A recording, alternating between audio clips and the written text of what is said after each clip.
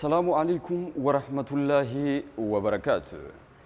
Daawwattoota Zaad Podcast akkam jirtu nageenyi badhaadhaa baga jiraatanii baga umrii dheeratanii baga walgarree akkasumas immoo wanni ani irra darbuu hin dandeenye namoonni biyya alaa teetaniitiin qaamaaf qalbiidhaan nu jajjabeessaatiin jirtan galanni keessan guddaadha. Har'a immoo qophiin qabanneetiin hin dhufne qophii muudannoon muuxannoodhaatii miti qophii biraati gadi baanee gaaddisa tokkummaa hawaasni keenya manneen barnoota afaanii Firaansii beekanii fi akuun gaaddisa tokkummaa gaaddisa jaalalaa gaaddisa obbolummaa gaaddisa of duratti illee dhalootaaf daandii saaqa jedhan galma waldaa sikkoof mandoo kan naannoo marfata jeneraal waaqoo guutuutti argamu yookiin gamoo haaraa amma ijaarame gubbatti argamu irratti qophii bareedduu qophii namoota hedduu hirmaachise xiqqaa guddaa beekaa hedduu namoota hedduu hirmaachise irratti dhufneetiin argamneetiin jirra kan dhufneef immoo sagantaa isaanis bareechuuf akkasumas immoo gadi buuneetiin xiqqaarraa haga guddaatitti namoota gurguddaarraas haa ta'u ijoolleerraa yaadaa fi qeeqa Zaad Podcastiidhaaf qaban haala gaariidhaan gadi buunee akkamitti ibsitan akkamitti ilaaltan qeeqas fudhatuuf qophiidha yaada ijaarsaas fudhatuudhaaf qophiidha kan jedhu hawaasa keessa gadi buuneetiin qophii gabaabduu kan wajjin taasifnu ta'a qaamaaf qalbiin keessan nu duuka haa buutu. Qophii keenyatti osoo hin seenin immoo chaanaala yuutuuba keenyaa Zaad Production subscribe sheerii fi laayikii nuuf godhan dhaamsa keenya kallattimaan gara galmaatti seennaa faana nu fuudha.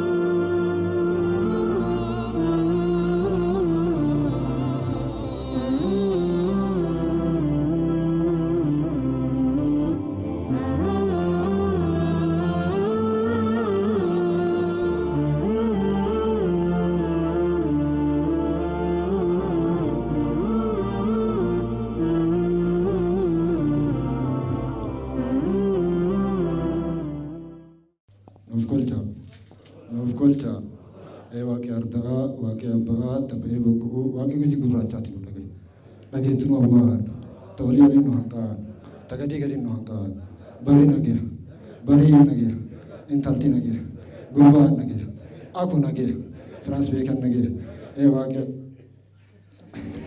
gadaan isini bifna no focha waan nage nageetu no waan Abdul Rakat Ahmad Rakat waan tokkummaa keenyatti waan jaalala keenya balleessatu Rakat diina jidduu keessan deemee isin balleessu rabbi isin irraa qabu balladha mul'adha tulluu ta'a mul'adha oromiyaa ta'a balladha qoree ta'a diina waraana odaa ta'a balladha iccitii beeffadha biyya teessan bulchaa diinni keessan isin hin bulchin isin eebbifne qabadha.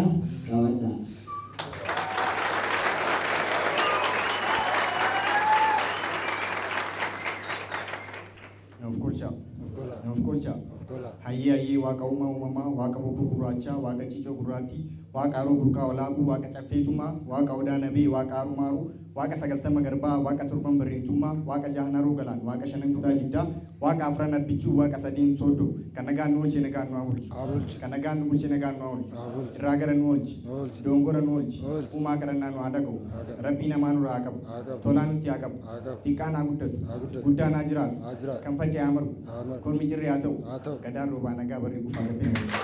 Tole Dr. Mahmoud assalamu alaikum warahmatullahi wabarakatuh. Waalaikum salaam warahmatullahi wabarakatuh. Akka tasaa ta'eerra namoonni jajjabna akka keessanii haa ta'u namoonni akka kennaa gaaddisa tokko jalatti walitti qabamanii jiranii. Mee Zaad Podcast ni beektan jedhanii? Yaa ni beektan. galatoomaan hordofaatiin turtanii namoota jechaan namoota yaadaan haa ta'u wantoota hedduudhaan nu cinaa dhaabbataa turan keessaa isin nama tokkodha.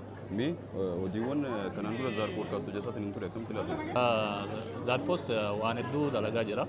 keessattuu hawaasa keenyaa gara maraan hawaasni keenya gara baay'eedhaan wantoota baay'een qabu.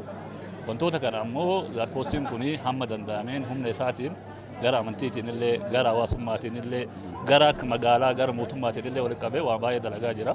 Kun ammoo wantoota barbaachisu. Miidiyaan akkana ammoo biyya qabaachuun barbaachisaadha. So wantoonni kunniin akka jabaatu akka gama jiru namni hunduu gargaaree miidiyaan kun ol guddatu akka magaalatti nu mul'atee waan baay'ee akka dalagu abdii qaba. Itti fufaatiin hin jedha. Toleme hubannaa hawaasni keenya sooshaal miidiyaadhaaf qabu haala kamiin ilaaltan isin? Waan kana gara lama yaaluu hin dandeenya. Namoonni tokko tokko sooshaal miidiyaa kana wantoota siireesiif ta'e akka barnootatti ka fayyadamu jira. Namoonni tokko tokko ammoo firii yeroo ofiitti gubuuf yookaan immoo taphumaaf namoota barbaadantu jira. Garuu sooshaal miidiyaan yeroo ammaa kana barnoota baay'ee irraa barataa jira. Namoonni barnoota digriidhaan barataa jira, maastarsiidhaan barataa jira. Sooshaal miidiyaa makaanaa haala itti fayyadamuu qabnu yoo beeknee itti fayyadamne wayyaadha. Poozitiiva isaa osoo fudhannee itti fayyadamne wayyaa. Namoonni poozitiiva fayyadamee sooshaal miidiyaa kana itti fayyadamaa jiru waa baay'ee jijjiiraa jira. Namoonni gara negatiivaatiin sooshaal miidiyaa fayyadamu akkasuma miidhamaa jira. Sooshaal miidiyaa kana faayidaa isarratti hundoofnee faayidaa inni dhufee wanni tokko wayitu uumamu faayidaa wayii qaba miidhaa wayii qaba. Faayidaa isaa san beeknee hamma isaa san osoo itti fayyadamnee waan jedhu qabaan. Akkuma Oromiyaatti yoo ilaalte even akkuma Itoophiyaatti illee yoo ilaalte irra caalli yuutuubarri jiran yuutuubara gara birooti. Kenna yoo guddate dhiyoo kan akkanuma raaflii ilaalaa turre 8-9 ta'a. Isin immoo har'a waan kana hojjettanii as baatanii uummata kan ana interview gochuu qofa osoo hin ta'in namoota arma dura gootan hunda isaanii ilaaleera. Kan Coach Jaabiriif Bilqisaa illee ilaalee ture sirriitti nama ajaa'ibaa. Amma dura wanni akkanaa kun hin baratamne ture baay'ee. Hin baratamne yommuu jedhu hin beekamu iyyuu noormaali. Isin immoo waan kana fidattanii afootti bahuun keessan kun sirriitti deeggaramuu qabdu. Kuni artii keessa isa tokko. Artiin yeroo kamiyyuu guddina saba tokkoo keessatti aadaa isaa, duudhaa isaa akkasumas maalummaa isaa ibsuuf ka fayyadu artiidha. Isa keessaa immoo kun kan wanni amma isin hojjettan kun isa jalqabaati jechuudha. Kanaaf irratti jabaatamee bal'ifamee especially namoonni har'a dabruu deeman hedduutu jiran. Namoonni gurguddoon fakkeenyaaf iskoolorota keenya jechuun sheekonni keenya gurguddoon ni jiran. Ni yaadattuu sheessa dabranii ka amma jiranitti fayyadamtanii beekumsa isaanii irraa fuutanii dhaloota itti aanuuf dabarsuu qabu. Waa guddaatu isin eeggata jechuu barbaade. Wanni tokkochi saba keenyaaf ani dabarsuu barbaadu carraa kanatti fayyadamee sabni keenya faayidaa yuutuubii kana hin beekne. Namni kun waan badaallee yoo sheer godhe yoosuu laayikiif comment at the same time subscribe argata. Kennammoo waan gaarii itti caphee hojjetee argataa hin jiru. Kuni hubannoo dhabuurraa kan ka'e waan ta'eef ijoollee akkanatti hojii babbareeda qaqqaalii uummata isaaniitiif hojjetan kana cinaa dhaabannee subscribe, share, like gochuudhaan isaan cinaa dhaabachuu qabna. Ijoolleen tun wanni isaan hojjetan waan xiqqaa miti. Afaan Oromoo irratti hojjetaa jiran fakkeenyaaf afaan Oromootiin interview godhanii afaan saba bal'aa afaan Oromoo afaan saba bal'aa eegatee immoo guddina afaanii keessatti gahee guddaa taphataa jiran waan ta'eef hamma danda'ameen share, like and then subscribe gochuu hin dagatina. Kanaan wal jabeessitanii warri har'a yuutuubii irratti baay'inaan nu hinjifatan kana irra deebinee injifachuu qabna. Hundi keessanuu jabaadha jedha. Sabni keenya ammas irra deebi'ee isin hubachiisa. Kallattii amantiitiin haa ta'u, kallattii siyaasaatiin haa ta'u irratti jabaattanii naannoo yuutuubii kanarratti share, like, subscribe godhaatii wal jabeessaa, wal cinaa dhaabadha. Ijoolleen tun har'a tarii kaameraan kun qaaliidha. Hin qabanis hin argatanis. Obboleeyyan keenya kaala jirtan speeshaalii ijoolleen ani isin barsiise baay'een keessan ardii Awurooppaa, Ameerikaa, Eeshiyaa, biyyoota Arabaa keessa illee ni jirtu. Carraa kanatti fayyadamtanii ijoollee tan yoo xiqqaate namni 10 kaameraa tokko bituu fi hin dadhabdanii bittanii waan baalee qabeenya ishiin qabdu duudhaa, aadaa, hawaasni keenya qabu ijoolleen kun akka baasuu dandeettu cinaa akka dhaabattan asumaan dhaamsa isinii dhaama. Zaad Podcast jalqabumarraa waliin jirra. Sagantaalee isin achirratti geggeessaa turtan baay'ee hordofaatti ture ammas hordofaatti man jalqaba irratti yaadan kaa'uu barbaadu guddaan miidiyaan akkana biyya keessaa bahee uummata keenyaaf qophaa'ee uummanni keenya akka waan inni qabu beeksifamuuf ispeeshaalii magaalaa Roobee irratti wanti baay'een isaa ol bahee mul'anne magaalaan Baalee Roobee magaalaa waan maraan badhaate badhaasa kana akkamitti addunyaadhaaf argisiisna namaan qabeenya uumamaatiin waan hundaayyuu akkamitti argisiisna jettanii miidiyaan asitti hundaa'u waan guddaadha. Lammaffaa taargeettiin isinirra deemaa turtan akka ani hubadhutti jalqabumaayyuu magaalaa kana keessaa haa kaanu waan jiruu fi jecha tokkotu jira. If you want to change the world, go home and change yourself waan jedhamu tokko jira. Gaafa addunyaa jijjiiruu barbaaddu galiitii mana kee jijjiira ciraa jijjiira jedhama.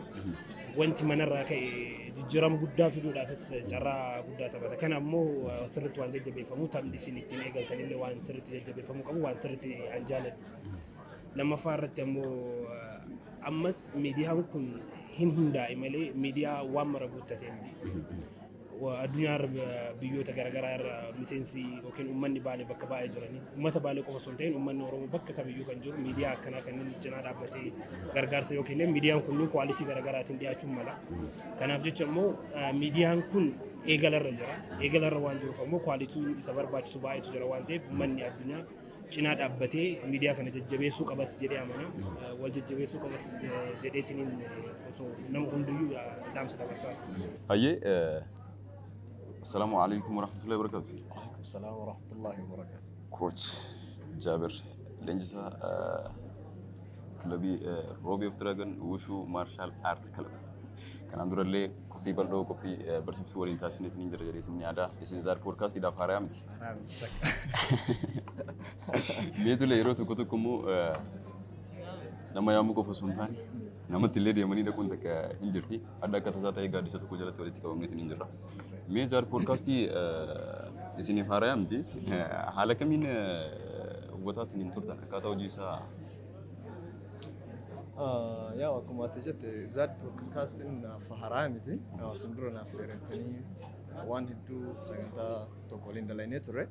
Atau guru achas YouTube irratti sagantaa keessan hordofaatiin ture akkasuma social media garaagaraa irratti wantoota tokko namoota Baalee keessatti ija ta'an baay'ee isaanii affeertanii wantoota guddaa hojjetaa jirtanii wanta sana immoo miidiyichi jalqabbii irra jira haa ta'u adeemsa dheeraatu isa eeggata si galee so miidiyichi anaaf hedduu ka'umsa guddaadhaan jechuun akka galma isaa si galee Oromoo maal jedha korma dibicha korma ta'u aadaa irratti beekamaa jedhama si galee so miidiyichis akka jalqabbii isaatti wanta haga deemamuu qabu olitti deemaa jira haa ta'u garuu deeggarsa isa barbaachisaa gama hundaanuu deeggarsi mootu dhalatamaa Baalee keessatti dhalatee miidiyichi kan warra Baaleeti haa ta'u garuu kan warra Baalee qofa osoo hin taane ganaa bal'atee Oromiyaa guutuu akka biyyattiitti kan mul'atuudhaaf deemudha. Deeggarsa isa barbaachisaa. Anaaf immoo miidiyichi hedduu waan ittiin boonu hedduu itti gammadaa jechuu barbaada. Qophii tokko jechuun baay'ee zootarii ilaalee beeku dhugaa dubbachuudhaaf faayidaa isaatu waan dhaga'ee qophii takka yaa'u diimash jechuun muraasa qofa argee qophii keessan baay'een beeku dhugaa dubbachuuf chaanaalii keessan illee hordofu waan ammarraa hordofuu jalqabu. Of duratti garuu guyyaadha kanarraa jalqabee. Tole galatoomi subscribe share fi like akka nuuf gootu akkasumas hiriyoota ta'e akka nuuf goosiftu abdii qaba. Of duratti dhaloota waa hedduudhaan as baatiin jiru kana qabanneetiin fuulduratti tarkaanfanna jenneetiin yaadaa jira. Mee ummanni keenya yookiin shamarreen akka keetii hedduun isaanii namni adda sooshaal miidiyaan fayyadamne hin jiru. Bilbila namni hin qabne hin jiru jedheetiin yaada. Itti fayyadama sooshaal miidiyaa kana hawaasni keenya yookiin shamarroonni akka keetii kun haala gaariidhaan itti fayyadamaatiin hin jiran jettee yaadda?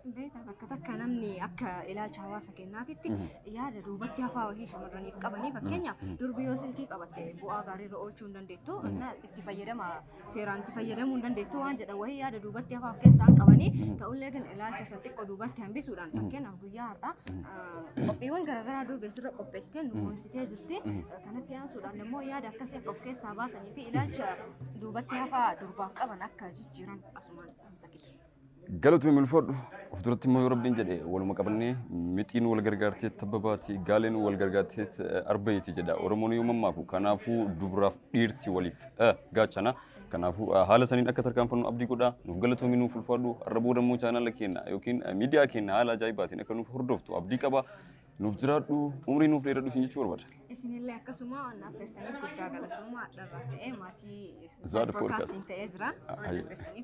Ayyol fadhu. Qophiileen sun qopheessaa jirtan qophiin nama babbareedaadha. YouTube irratti viidiyoodhaan gadhiifaman beekamtii namoota irratti dalagu wantoota nama booressa wantoota nama boharsa wantoota baay'ee hojjetaa jirtanii itti fufaa haa ta'uutiin garuu wanni kun jalqabbiidha. Waan guddaa dalagaa jirtanii jalqabbii ta'us waan guddaa dalagaa jirtanii haa ta'uutiin namni gahee waan kana keessa qabu hunduu isin wajjin dhaabachuu qaba. Qophii keessan keessatti immoo qophiileen biraa babbareedoo laaltanii itti daddabaltanii waan kana akka gara miidiyaa tokkiin guddatu gochuu laatu. Ulfaadha hayyee mee hawaasichaaf gama miidiyaatiin wal qabatee dhaamsa akkam jedhu qabdanis. Hawaasaaf dhaamsa qabu gara miidiyaatiin wal qabatee miidiyaan gahee guddaa taphata. Gahee miidiyaan taphatu tokko ifa jechuun bakka miidiyaan jiretti beekumsi namni qabu beekamtiin namni qabu akka ifaa hubboo keessaati. Akka ifaa hubboo keessaa ifaan hubboo keessaa sun hubboo keessaa bee ifee mana tokko ibsuu hin danda'u. Miidiyaan ammoo akkasii maaliif yoo miidiyaan hin jiraatin beekamtiin namaa beekumsi namaallee akkasii gaafa miidiyaadhaan beekumsi namaa beekamtiin namaa dabalamee kadeemu taate immoo addunyaa guutuutu beeka. Husniin eenyuun akka ta'e addunyaan beekeetu. Husniin akka ta'e yoo miidiyaan hin jiraatin roobeen bittan ni beeka. Guddina baalee bittan ni beeka. Gaafa miidiyaan dabalamee beekumsi keessuun addunyaadhaaf immoo namoonni ni beekan dabalaa deemanii jirtu namoonni fakkeenya nu godhatan waa beekumtii keessatti ilaalcha keessatti dabalaa deemanii jirtu kanaafuu gahee miidiyaan taphatu beekamtii waan tokko irratti nama beeksisuu irratti uummata jijjiiruu irratti gahee guddaadha gahee bal'aadha. Zaad Podcast chaanaalii yuutuubaa wantoota magaalaa Roobee keessatti wantoota gurguddaa adeemsisaa jirudha. Rabbiin bakka na gahu hawaasaanillee fudhatama argatee jira. Wantoota gurguddaa taateewwan garaagaraa irratti taateewwan namootaaf sammuu namaa keessatti yaadannoo ta'an jennee yaadnu hundarrattuu argamaa jiranii isa kana ammoo hawaasa biraan gahaa jiranii wanti isaan dalagaa jiran wanta jabaadha wanta faarfamuu qabu kun ammoo hawaasaanillee bira dhaabbatamee magaalaa qofa keessatti wanta dhaabbatuu qabu miti. Ol deemee yuutuubiin yookiin chaanaalli kun akka biyyattiitu tajaajiluu qaba. ምክንያቱም namni waan guddaa dalagu tokko bakka xiqqaa wayitti hafuu qabu ol siquu qaba. Kanaafuu Zaad Podcast chaanaaliin isaanii yeroo muraasa keessa ka jalqabanii yeroo gabaabaa keessatti wanta guddaa dalaganii jiranii jajjabeeffamuu qabanii ammas rabbi isaan bakka na gahu jedha. Zaad Podcast jechuun miidiyaa sirnaan gamoona kana hordofaarudha. Wanta hedduu sirraa agarreerra. Walumaa galatti Zaad Podcast guutuun guututti nin beeka jedhee yaada. Hedduu natti toleeras. Yeroo gabaabaa keessatti dhuftanii yeroo gabaabaa keessatti ammoo onnee kenna boojjitanii waan hedduu isinirraa eena ganaa isinirraa eena amma ni jalqabdan malee hin xumurre. Nus ammootu deeggarsa nurraa eeggamu namoonni biraas jiru deeggarsa namoota biraarraa eeggamu hundi isaaniitu gara isin deeggaruu qabaniin ka qaamaan isin deeggaruu danda'u qaamaan ka mallaqaan isin deeggaruu danda'u mallaqa isaatiin ka laayikiidhaan isin deeggaruu danda'u laayik ka sabskraayibiidhaan isin deeggaruu danda'u sabskraayibiin ka sheeriidhaan wanta gama hundaanuu namni kamuu wanta rabbi isaa laaffiseen isin bira dhaabachuu qaba. Miidiyaan kun miidiyaa kennaa miidiyaa yeroo gabaabaa keessatti dhufee bakka fudhatamummaa guddaa argateedha. Miidiyaa hedduu nuti tole hedduu nu dinqisiiseedha. Akkanumatti jabaadha itti fufa yeroo marayyuu of dura malee of duuba laalinaa isin jechuu barbaada. Hedduu nu boonsitanii hedduu isin hin boonna ganaa nu mul'istanii baaleen ganaa mul'istanii roobeen ganaa mul'istanii Oromiyaa guutuu ganaa mul'istanii nus abdii akkasii isinirraa qabna. Nus wanta dandeenyu isin bira dhaabachuudhaaf qophiidha. Yeroo kamittiyuu sa'aatii kamittiyuu nu barbaannaan yeroo kamuu balballi keenya banaadha isin jechuu barbaada. Harki harka nyaatu diina ofii malee harki harka nyaatu diina ofii malee numa toofti keessee nutu nu caale numa toofti keessee nutu nu caale bekeessa siin qabne nu bekeessa hin dhabna qabeenya siin dhabne nu qabeenyas qabna tokkummaa tokkummaa. Tukuma, ya imani oromo tukuma.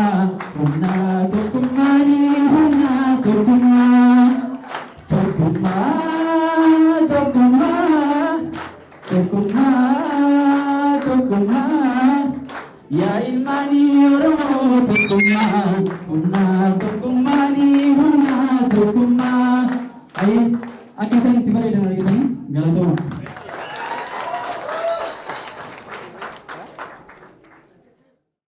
Black American. Assalamualaikum warahmatullahi wabarakatuh. Waalaikumsalam warahmatullahi wabarakatuh. Baga walgarre zar podcast ni beeta dhitni ni ada. Hin beeka.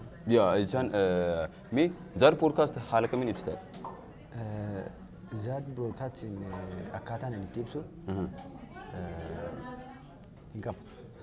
Maaliif siin jedhee yaada duraan magaalaa keenya keessa hin turin haalota magaalaa keenya keessa hin turin yookaan wantoota magaalaa biraatii argaa turre fideetiin intervii nama gochuun kun hin beekan hin baratamne magaalaa keenya keessatti jalqaba jecha. Kanaafuu akkaataan isa itti ibsuu wardiin naan qata. Sidii baay'aadha. Galatoomi mee sagantaawwan isaa hordofaa turte kamtu tole keessa? Sagantaa keessaa promooshinii wayii dalaydanii turtanii eebba kitaabaatti wal qabatee sirriitti natti tolee akkaataa natti gootee. Artii jaalatta. Soosii keessaa dubbadhee jira. Galatoomi ulfaadhu. Of duratti immoo yoo rabbiin jedhe waa hedduu akka nuuf hordofaatiin hin deemtu abdiin qaba. Kaleessa illee nurraa hin hafne. Of duratti illee immoo dhaloonni kun wal utubeetiin waan gaarii akka waliin hojjennu abdii qaba. Ispeeshaalii foddaa yuutuuba kanaatiin waa hedduu dhaloota keessa jiru gamaaf gamanaaf funaannee akka wal baafnu abdiin qaba waan ta'eef akkuma kaleessaa nurraa nafina akkuma kaleessaa nu hordofaa akkuma kaleessaa nu jajjabeessaa isin jedha. Galatoomi ulfaadhu. Rabbi haa jedhu. Hayyee.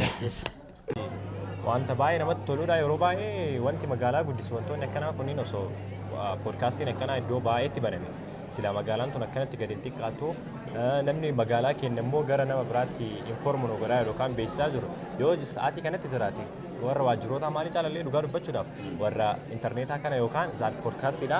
Kana jechuun zaat poodkaast karaa biraatiin yuutuuballee waan qabuuf namni karaa garaagaraatiin argaa feesbuuka garaagaraa irratti argaa wayita kana immoo sooshaal miidiyaan uumamuudhaan hamilee godhate. Even namni ijoolleen asweelaas ijoolleen tiktookii garaagaraa dalagan jiru wayita kana arganii hamileen kaka'an. Ammallee wanni gaariin ta'e nama beekaa kenna dhugataa namni isa quba hin qabne baay'ee isaa baasuudhaan gara audiyensii yookaan gara uummata magaalichaan as well as naannoo baalee guutuu jiranitti mul'isuun keessan baay'ee namatti tola. Amma dhugaa dubbachuudhaaf baay'ee nama gammachiisa. Gara waan akkanaa asittuu yaadamee beeku even naannoo kanneen haga baaleen guutuu bakka takkattuu mul'atee beeku. Even yuutuubni iyyuu maalii kana nama dhuunfaa akka tasaa banateetti fayyadama malee chaalalli akkanaa guddaan banamee kan namni marti istiidiyoo garaagaraatiif qophii gurraatti qopheessuuf waamu hin argine. Kan arguu kiyyatti baay'ee gammadeessa. Zaar poodkaast jechuun miidiyaa magaalaa Roobee kana keessatti uummata magaalaa Roobeetiif akkasuma uummata magaalaa godina Baalee keessa jiraataniif waan guddaa gumaacha guddaa oolaa jiru. Namni tokko wanta jaalatu tokko jecha garaagaraatiin bareechee fa'aa ibsuu jaalata. Kana jechuun ani jecha zaar poodkaastiin ibsuun qabu. Maaliif guyyaa nashiidaa kennaallee baay'ee nu cina dhaabatanii deeggarsa garaagaraa waan nu gochaa jirtaniif. Kanaafiyyuu akka nama tokkootti yookiin immoo akka nama jaalala zaar poodkaastii qabu tokkootti zaar poodkaastii jechuun miidiyaa uummata isaatiif keessaa uummata magaalaa Roobee kanaaf gumaacha guddaa oolaatiin hin jirudha. Informeeshiniilee garaagaraa odeeffannoolee beekumsa qaban akkasuma beekumsa garaagaraa namaaf dabaluu danda'an baay'ee nu biraan gahaa jirta waan ta'eef gumaacha guddaa uummata keessaniif tola guddaa oolaa jirtanii zaar poodkaastii jechuun anaaf lakkoofsa tokko miidiyaa jiran keessa. Miidiyaan jecha biyya keessaaf kamiyyuu ta'e miidiyaan kamiyyuu ta'e gara kamiiniyyuu dhufe jecha uummataaf wanni guddaa qaba faayidaa guddaa qaba abdii guddaa qaba keessattuu shamarraniidhaaf waan guddaa qaba maaliif shamarran yeroo ammaa kanatti jecha abdii qabaachuu qabdi amma shamarran baay'een isaanii fookas kan godhan heerumaa irratti osoo san dhiisanii barnootaa fi waan akkanaa irratti jecha fookas godhanii ammallee wanni shamarrummaa isaanii dhiisanii akka dhiiraan qixa ta'anii yoo waan tokko dalagan gahee guddaa baachuu dandeenya. Miidiyaan illee akkanuma gahee kana nu gargaaru qaba. Dubbachuuf zaat poodkaast miidiyaa yeroo ammaa magaalaa Roobeetti haala cimaadhaan kutannoodhaan mata duree muuxannoo kan itti deemaa jirudha.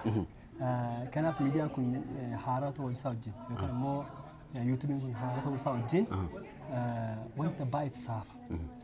Wanti isaaf kan immoo hanga danda'ameen meeshaa isa barbaachisu hunda guuttatee magaalaa Roobee bakka bu'ee akkoota miidiyoota biratti akka guddatu waan gaarii uummata Roobeef akka dalagu abdii irraa qabna jalqabbiin keessan baay'ee gaariidha nutti tolee jira nu dhaabtanii duraanuyyuu isin beekna waan ta'eef gara fuulduratti waan kana olii akka beekan abdii qaba bakka sagantaan jiru hundattuu dhaqxanii sagantaa bareedaa akka uummataaf uummata Oromootiif uummata Oromoo bakka buutanii jechuudha akka dhiyeessan abdii isin qaba isin abdii biraa abdii borii magaalaa Oromootiif. Dhugaa dubbachuudhaaf jalqaba irratti wanti ani dubbachuu barbaadu tokko yoo jiraate miidiyaan yookiin miidiyaan sagalee hawaasaati jedhama. Kana jechuun ammoo sabni yookiin hawaasni yookiin soosaayitiin miidiyaa hin qabne sagalee ofii hin qabne soosaayitii yookiin koomiyuniitii yookiin ammoo hawaasa jechuun hin dandeenyu. Kanaaf ammoo sagalee keenya kan nuuf ta'e akkasumas sagalee koomiyuniitii kanaa koomiyuniitii Roobee akkasumas Baalee kan ta'e Zaad poodkaastiidha. Dhugaa dubbachuudhaaf jecha ittiin ibsuu hin qabu jajjabeeffamuu qabanii isinis haruma irra jirtan kanaan itti fufaa kana caalaa ammoo akka daleedan isin abdan jedhe isiniin yaada jechaadha. Zaad poodkaast haalaan ibsuun dhugaa dubbachuudhaaf miidiyaa magaalaa Roobee keessatti argamu ta'eeti kan hawaasa sirriitti tajaajilaa jiru. Ibn hawaasni yoo kan danda'amu taate humnaanis ta'e mallaqaan kan biyya keessa jiru kan biyyaan ala jiru bakka hundarraa subscribe share like faami nuti walii waan taaneef akkuma tokkummaa labsaa turre subscribe like share gochuun dirqama nurra ta'uu qaba jechuudha. Kanaaf Zaad poodkaastiin akka itti ibsu iyyuu hin beeku jechuu hin danda'an hawaasa kana akka ittiin tajaajilaa jiru haala guddaadhaan haala bareedaadhaan haala sirriitti namatti toluun deemaa jiru waan ta'eef akkanumatti akka itti fuftan kun dhaamsa kiyya jechuu akka nama tokkotti. Sa'aatii kanarratti waan miidiyaan sun nama san bituu ittiin danda'u yookiin daawwattoota ittiin bituu danda'u miidiyaan qopheessee fi dhiyeesseef taana uummanni adeemsa keessa ilaalchi miidiyaadhaaf qabu jijjiiramaa deemuun isaa waan na'udha. Jabaadhaa miidiyaa babal'isaa aadaa keessan barsiisaa amantii keessan barsiisaa afaan keessan barsiisaa. Galatooma ulfaadhaa nuuf jiraadha. Kanaan durallee akkaataa isin jechaan haala isin nu cinaa dhaabbataa turtanii ima beekna. Of duratti immoo yoo rabbiin jedhe sagantaa bareeduudhaan akka walitti deebinu abdii qaba gama fuula miidiyaa Zaad poodkaastiitiin. Kanaafuu galatooma ulfaadhaa nuuf jiraadhaa umrii nuuf dheeradhaa isin jechuu barbaada. Inshaallah isinillee jabaadhaa atillee nama jabaadhaa haasawni keetuu nama silaa bakka kanaan maluu miti bakka guddaa nama gahee silaa waa baay'ee dalaguu danda'u garuu kunillee gaha kuni amma guddataa jira. Karma ofii barbaadan kana yoo deeman illee gaarima. Jabaadhu sagalimmaan keetuu hedduu nama hawwata. Jabaadhu sin jedha. Galatooma bulsa Dooktara kiyya naaf jiraadha. Umrii naaf dheeradha. Ayyee.